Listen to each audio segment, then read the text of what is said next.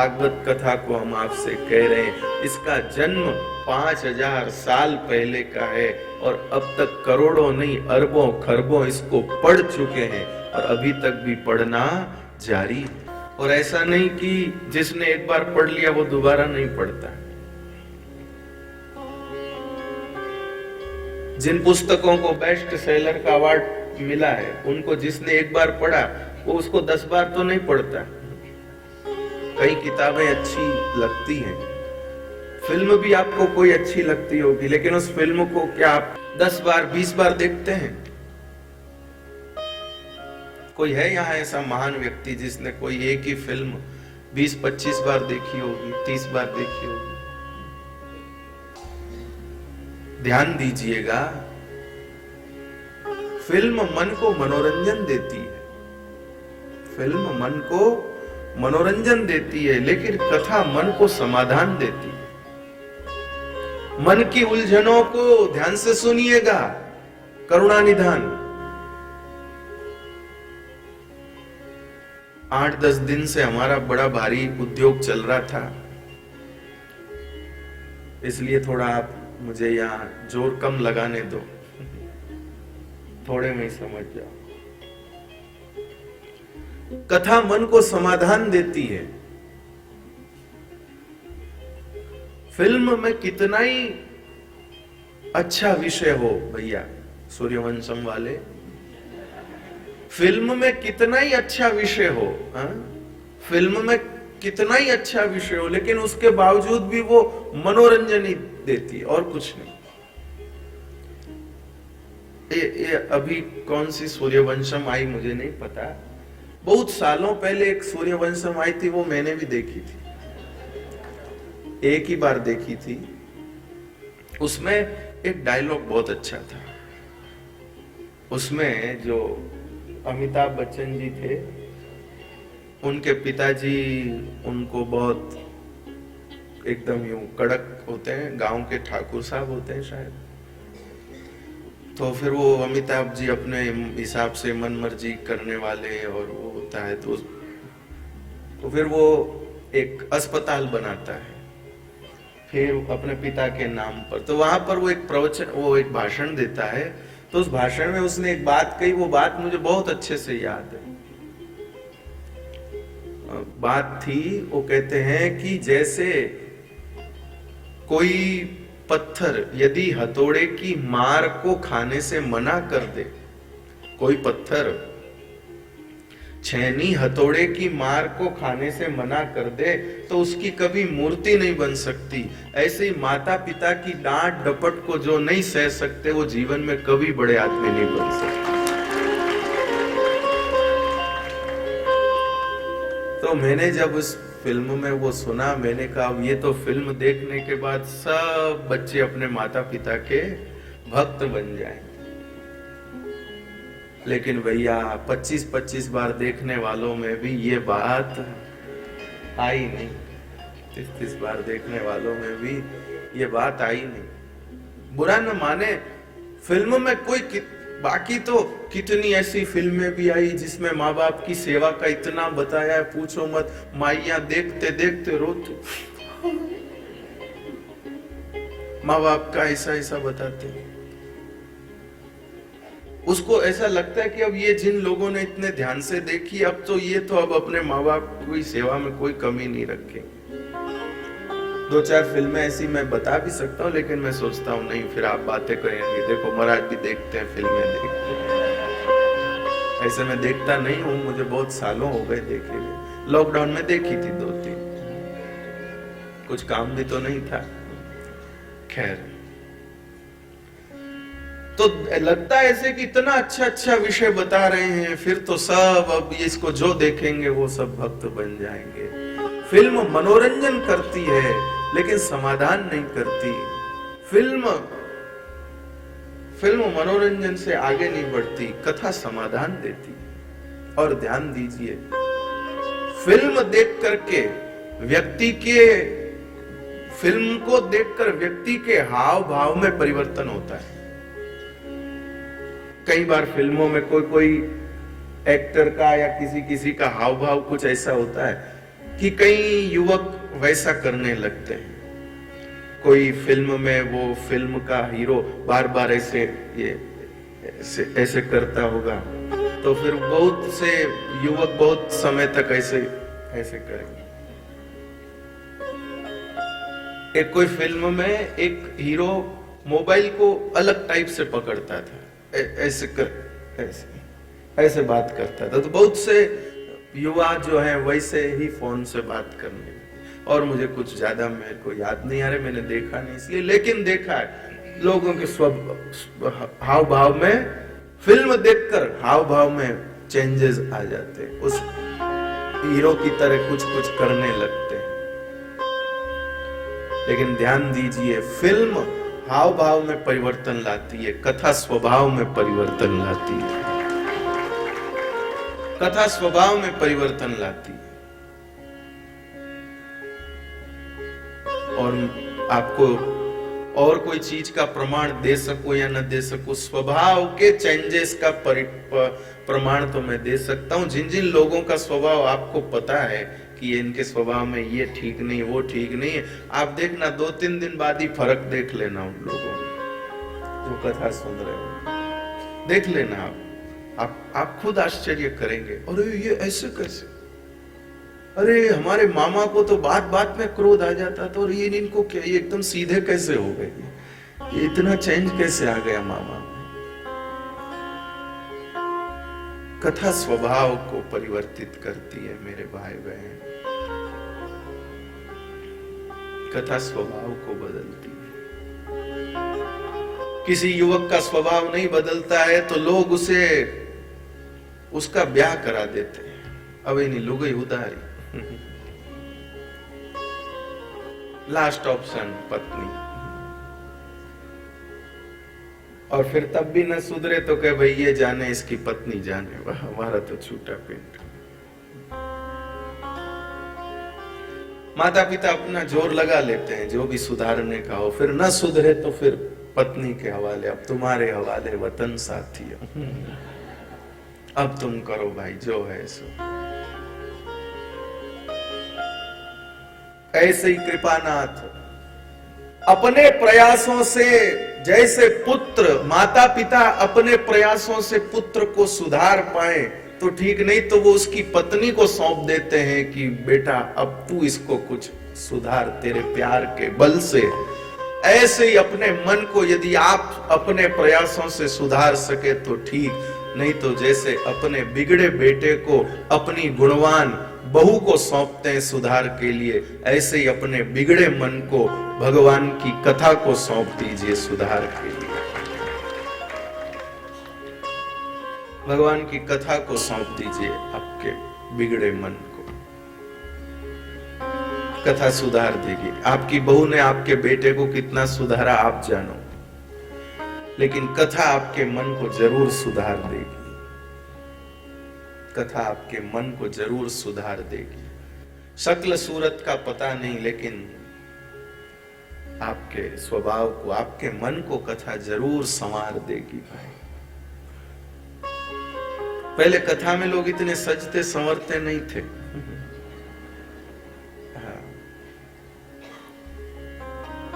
अब कथा में ये एक नया प्रकरण और जुड़ गया।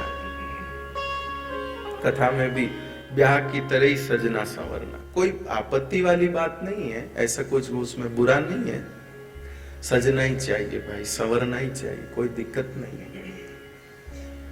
लेकिन महत्व का विषय है मन को संवरना, मन संवारना है। शरीर को संवारने के मौके तो आते ही रहने वाले, फिर कोई ब्याह आएगा, फिर कोई विवाह की वर्षगांठ, फिर कोई जन्मदिन, अपने शरीर को सजाएंगे संवारेंगे, लेकिन ये तो मन को संवारने का मौका है। ये मन को संवारने का मौका है भाई। इसलिए करुणा निधान। कहां से शुरू करूं? चलिए, इस कथा की सबसे बड़ी विशेषता क्या है? हमें यहाँ बहुत सारे ऐसे लोग होंगे कि शायद जिनको बुलाने के लिए आपको मेहनत करनी पड़ी होगी, उन तक निमंत्रण पहुंचाना पड़ा होगा, उनको बोलना पड़ा होगा, आपको आना है, जरूर आना है। हाँ, और जो जितने बड़े आदमी होते हैं उनको उतनी ज्यादा मनुहार भी लगती है। यूं थोड़ी आ जाते अखबार में इश्तिहार देख के, कथा हो रही है क्लासिक, चलो भाई। जो जितने बड़े आदमी होते हैं उनको उतनी ज्यादा थोड़ी मान मनुहार लगती, थोड़ा बोलना पड़ता है, भाई जरूर आना है। लेकिन कृपानाथ, भगवान से बढ़कर तो कोई नहीं बड़ा होगा ना भाई। वो भगवान कैसे आते हैं, कैसी मनुहार करने से आते हैं? पंडित जी भगवान कह रहे हैं ब्रह्मा जी को, क्या कह रहे हैं? यत्र यत्र चतुर्वक्त्रम श्रीमद् भागवतं भवेत् गच्छामि तत्र तत्राहं गौर्यथा सुतवत्सला, गौर्यथा सुतवत्सला, गौर्या सुतवत्सला, गौर्या सुतवत्सला। यत्र यत्र चतुर्वक्त्रम, चतुर्वक्त्रम मतलब चार मुख वाले ब्रह्मा जी। हे ब्रह्मा जी, यत्र यत्र चतुर्वक्त्रम श्रीमद् भागवतम भवेत्। हे चतुर्मुख ब्रह्मा, जहां जहां श्रीमद् भागवत की कथा होती है, गच्छामि तत्र तत्राहम, वहां मैं चला जाता हूं, वहां मैं चला जाता हूं। जी कैसे जाते हो जी?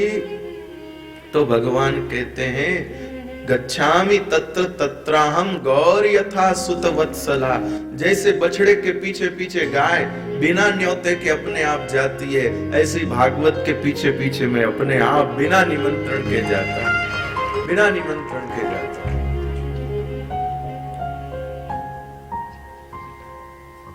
यहां पर श्री भगवान विराजमान है। वैसे तो भगवान कण कण में है, कण कण में भगवान है, लेकिन यहाँ श्री हरि विराजमान है। उनको आप कृपानाथ करुणा निधान, कण कण में व्याप्त जो भगवान है वो यहाँ भी विराजमान है। फर्क क्या है? कथा के पीछे पीछे मैं आता हूं गौर यथा सुत वत्सला, इसका मतलब है यहां आप शब्द के माध्यम से विराजमान भगवान को अनुभव कर सकते हैं। यहां आप विराजमान श्री प्रभु को, यहां विराजमान भगवान को आप शब्द के रूप में अनुभव कर सकते हैं। इसलिए इन शब्दों पर गौर करिए, इन शब्दों पर गौर करिए। कृपानाथ,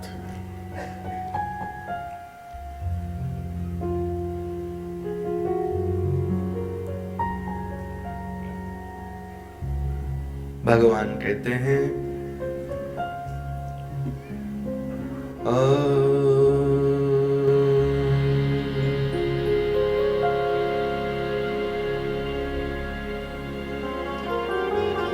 भगवान कहते हैं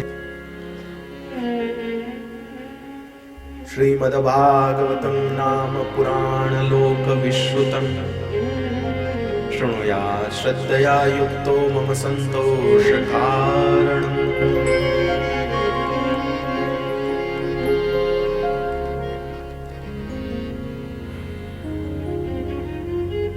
भगवान कहते हैं इस मनुष्य लोक में जन्म लेने वाले प्राणी मेरी प्रसन्नता के लिए, मेरे संतोष के लिए और अधिक कुछ कर सके या न कर सके, अगर एक बार श्रद्धा से कथा भी सुन लेवे तो मुझे संतोष होता है। मम संतोष कारणम, भगवान कहते मुझे संतोष होता है जीव कथा सुनते हैं तो, कथा सुनते हैं तो मुझे संतोष होता है। क्यों जी? कथा सुनते हैं तो आपको संतोष क्यों होता है? क्योंकि कथा में हम अपना स्वरूप प्राप्त कर सकते हैं। जैसे कृपानाथ किसी किसी फिल्म में हमने देखा, वैसे वास्तविक में भी ऐसा होता है कि नहीं होता मुझे पता नहीं, शायद होता भी होगा। कोई व्यक्ति अपनी याददाश्त उसकी मेमोरी लॉस हो जाती है, उसकी याददाश्त चली जाती है, तो उसको पुराने चित्र दिखाए जाते हैं, पुरानी घटनाएं उसके सामने लाई जाती हैं, जिससे उसकी स्मृति वापिस आ जाए। तो ऐसे ही कृपानाथ, ध्यान दीजिए, कथा में भी हमारा स्वरूप कहीं न कहीं पर है। कथा में भी हमारा वास्तविक स्वरूप कहीं न कहीं पर है। कथा सुनते सुनते कहीं वो दृश्य आएगा, कथा सुनते सुनते कहीं पर वो प्रसंग आएगा, कथा सुनते सुनते कहीं पर वो बात आएगी जो हमें एकदम से स्मरण करा देगी कि हम हैं क्या, हम कौन हैं, क्या है। अपने स्वरूप का परिचय कराने वाली कथा है भाई। हमें हमारे स्वरूप का परिचय, अपने रूप का परिचय तो दर्पण में भी हो जाता है। आजकल लोगों के पास दर्पण नहीं हो तो मोबाइल में ही वो चला के और अपना काम चला लेते हैं। तो रूप का परिचय तो दर्पण में हो जाएगा, लेकिन स्वरूप का परिचय तो सत्संग में ही होगा। स्वरूप का परिचय तो सत्संग में ही होगा। इसलिए भैया बड़ी भारी महिमा है श्रीमद् भागवत जी की।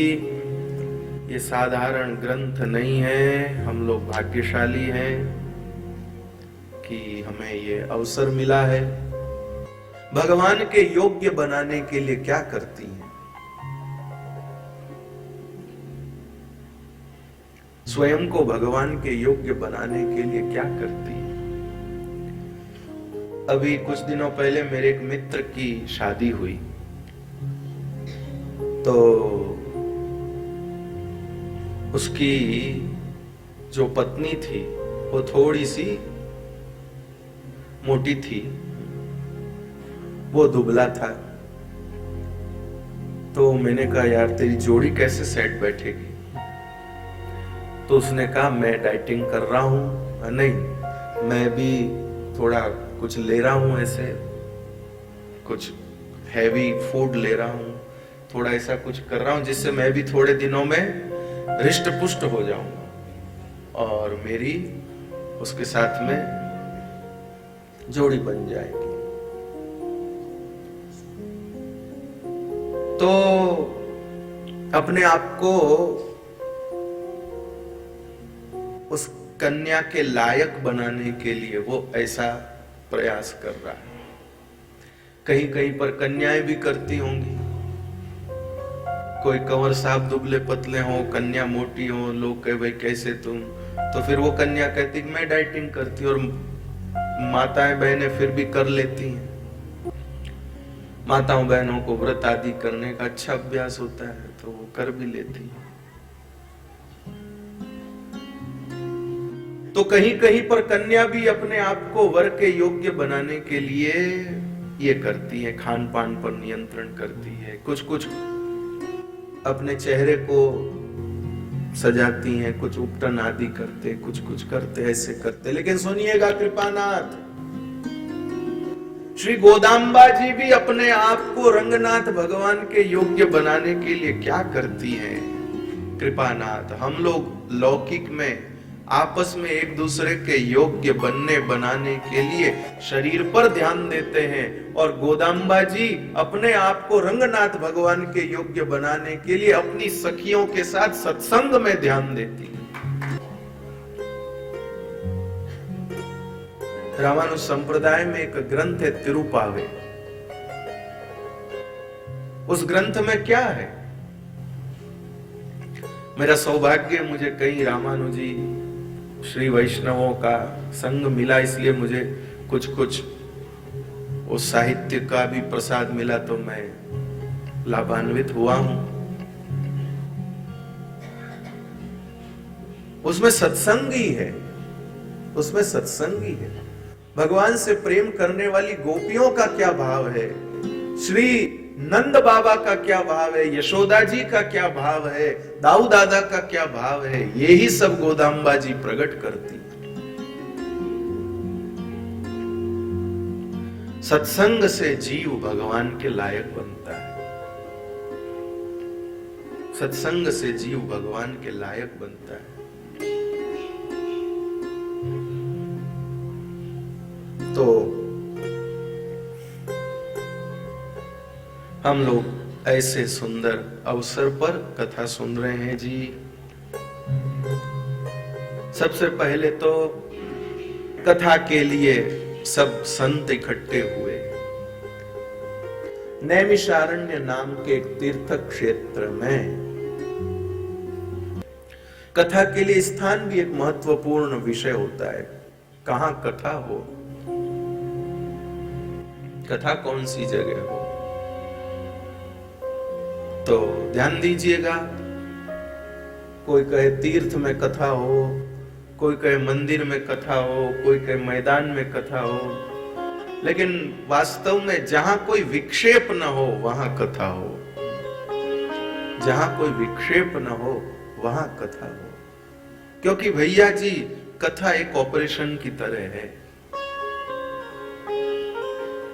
पूरे अस्पताल में हलचल होती है, लेकिन ऑपरेशन थिएटर कितना शांत और स्वच्छ और सजग होता है। ऑपरेशन थिएटर में जाने पर पता ही नहीं चलता कि ये हम कौन से हिस्से में हैं, क्योंकि आवश्यक है। अगर वहां विक्षेप होगा तो हो गया काम। फिर हॉस्पिटल की जगह रिसर्च हो जाएगी। कोई बुरा नहीं मानिएगा। तो जैसे एक अस्पताल का नाम था, कि कोई नाम हो तो प्लीज बुरा ना माने, नेशनल अस्पताल एंड रिसर्च सेंटर।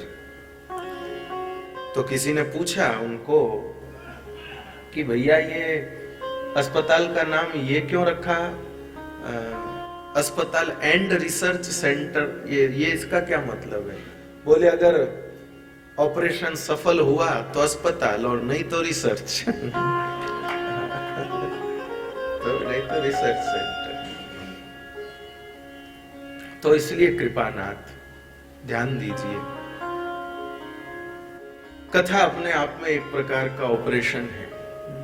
कथा अपने आप में एक प्रकार का ऑपरेशन है मन का। तो सुनिए भैया, कथा कहां हो उस दृष्टि से हम विचार करें, उस दृष्टि से हम विचार करें कथा कहां हो। तो मूल बात यही है कि जहां कोई प्रकार का विक्षेप न हो, बस जहां कोई प्रकार का विक्षेप न हो, बस इतना पर्याप्त है। तो नैमिषारण्य तीर्थ क्षेत्र, उस नैमिषारण्य तीर्थ क्षेत्र में 88,000 ऋषि मुनियों का समूह एकत्रित हुआ और सबने इकट्ठे होकर के सत्संग करना है, बैठ करके सत्संग करना है। तपस्या सबने कर ली, तपस्या सबने कर ली। अब तपस्या का फल जो है भगवान की कथा। मेरे भाई बहन, अगर हमको हमारे तप में कथा का संयोग बने, यदि हमको हमारे तपकाल में, ध्यान से सुनिएगा कृपानाथ, तपकाल में यदि कथा का संयोग बने तो समझना चाहिए कि तप हमारा सफल हो गया। एकादशी के दिन कथा सुनने का संयोग बने तो समझना चाहिए हमारी एकादशी सफल हो गई। तप का भी फल भगवान की कथा है। तप के बीच में कथा होती हो तो तप को थोड़ा विराम दे के कथा सुनना चाहिए। नहीं नहीं भाई, हमारी तो तपस्या चालू, हम तो तप करते, हम कथा नहीं सुनते, ऐसा नहीं। मेरे भाई बहन, ये 88,000 ऋषि मुनि, सुनिएगा ना, ये जो 88,000 ऋषि मुनि नैमिषारण्य में एकत्रित हुए कथा सुनने के लिए, इनको शौनक जी अपने साथ लेकर नहीं आए हैं। इनको शौनक जी अपने साथ लेकर नहीं आए हैं। ये तो सब नैमिषारण्य में ही तपस्या कर रहे थे। ये तो सब नैमिषारण्य में ही तपस्या कर रहे थे। श्री शौनक जी इनको साथ में लेकर के नहीं आए हैं। अजी कथा जब होने लगी, कथा जब शुरू हुई, कथा का विषय जब सामने आया, तो ये लोग अपना तप छोड़ करके कथा सुनने के लिए आ गए। अपना तप छोड़ करके कथा सुनने के लिए आ गए। कथा इतनी महत्वपूर्ण है। अब सब आके तो बैठ गए, अब आपस में सब सोचने लगे कथा सुनाएगा कौन, बताओ। ये भी एक विषय है, कथा सुनाएगा कौन। किसी ने कहा अमुक महात्मा सुनाए, किसी ने कहा नहीं वो महात्मा सुनाए। लेकिन अंत में सब लोगों ने विचार किया कि सूत जी कथा सुनाए। कथा में भी छोटे बड़े होना। अजी कथा सुनाने वाले का क्या छोटा और बड़ा, कथा सबसे महत्वपूर्ण है। बोले नहीं महाराज, थोड़ा फर्क पड़ता है। कोई बड़े महाराज आए तो लोग भी आते हैं, नहीं तो लोग आते ही नहीं। इसलिए कोई बड़े महात्मा होना, छोटे महात्मा क्या सुनाएंगे। लेकिन पंडित जी, कई बार व्यक्ति के मन की शंकाओं को छोटे महात्मा जैसा सुलझा देते हैं ना, बड़े और उलझा देते हैं। आप कहीं इधर उधर बात मत करना। बाकी कई बार मैं भी बड़े बड़े महात्माओं की सुनने जाता हूं तो मैं खुद कंफ्यूज्ड हो जाता हूं कि भाई आखिर करनो कहीं। उल्टा और उलझा देते हैं। कई बार हमारे मानसिक उलझनों को बड़े से बड़ा कोई काशी पढ़ा हुआ विद्वान नहीं सुलझा पाता है, जैसा समाधान गांव में हनुमान जी के मंदिर में सिर्फ हनुमान चालीसा जानने वाले पंडित जी सुलझा देते, जैसा वो सुलझा देते। पर लोगों को नहीं, बड़े महात्मा, बड़े महात्मा।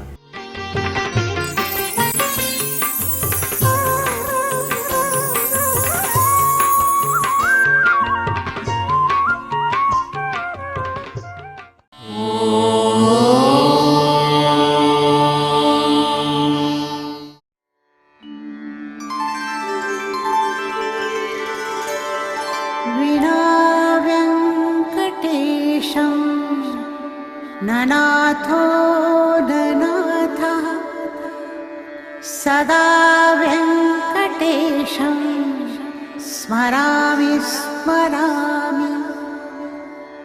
हरे वेङ्कटेश प्रसीद प्रसीद। प्रियं वेङ्कटेश प्रयच्छ प्रयच्छ।